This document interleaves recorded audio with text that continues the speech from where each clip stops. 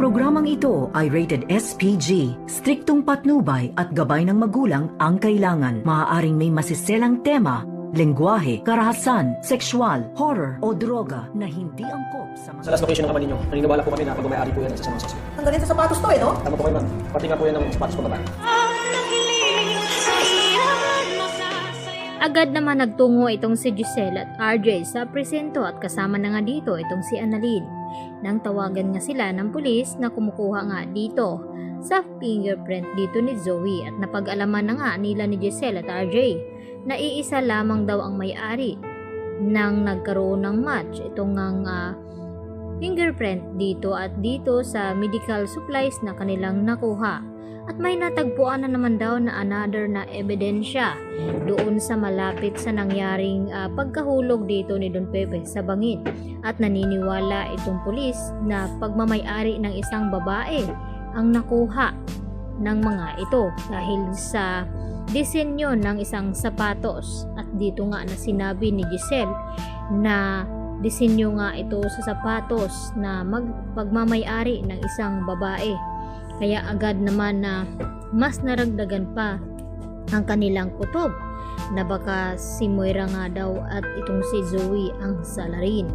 At nagtanong itong si RJ at itong si Giselle kung kaninong fingerprint nga ba ang nagmatch, kay Zoe nga ba o kay Moira.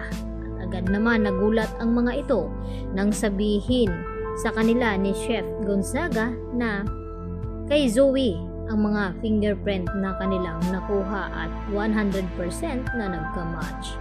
At dito pa naman na agad na tumawag itong si Manang Silya at ibalita dito kay Giselle na may sapatos daw na narito sa bahay ni RJ na agad naman na nakaagaw pansin sa kanya dahil kabago-bago daw ng sapatos na ito ay nasira agad. At pinikturan naman ni Aling Silya at ipinadala dito kay Giselle.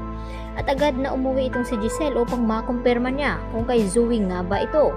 At dito nga nagulat itong si Giselle nang mapagtanto na kapareho ito sa ebidensya na ibinigay ng mga pulis sa kanila. At wala nang duda, kumpirmado na ni Giselle na ito ngang si Zoe ang isa sa mga mastermind ng nangyari dito nga kay Don Pepe.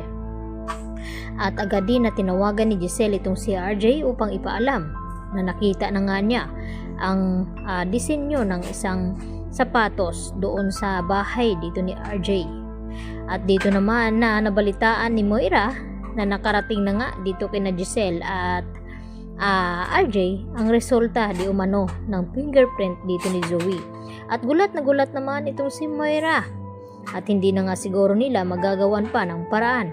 At gustong gusto na nga ni Zoe na umamin daw dahil hindi daw siya titigilan ni Don Pepe na takutin at konsensyahin hanggang hindi siya aamin.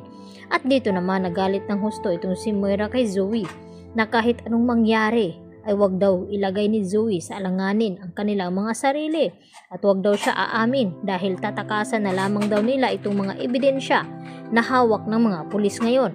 At mas nadagdagan pa itong problema ni Moira at Zoe dahil sa hindi alam ni Zoe na may nakuha ngang ebidensya ulit itong mga pulis sa nangyari ngang pagkahulog ni Don Pepe doon sa bangin. At naniniwala ito na malakas ang ebidensya na ito dahil sa sapatos nga mismo ni Zoe na nakuha nga nila ito. Kaya agad naman na hanggang umiyak na lamang ang ginagawa ni Zoe dahil sa marami na ngang ebidensya na nakuha itong mga pulis, kaya malabo na nga matatakasan pa dito ni Zoe at Moira ang mga ebidensyang hawak ng mga kapulisan ngayon. Samantala, nagdududa na rin itong si Dr. Antonio Luke na kung bakit parang napapraning na nga itong si Zoe sa kakaisip dito kay Don Pepe na parang palagi daw nagpaparandam sa kanya at tinatakot. At nang pasukin nga nila ito dito sa ICU ay dito na naman na tinakot itong si Zoe at namaligmata na nagkamalay na nga itong si Don Pepe at dito nagumanti sa kanya at hinawakan siya ng mahigpit. Hanggang sa napasigaw na lamang itong si Zoe na ikinagulat naman ni Dr. Antonio. Kaya yan naman ang ating pakaabangan mamaya mga kapuso dahil kabado na nga ngayon itong si Moira at Zoe sa mga hawak na ebidensya na nakita na nga dito nila RJ at Giselle At wala na nga duda na may kinalaman nga ito si Zoe at Moira. Yan lang po at marami pong salamat sa inyong panonood.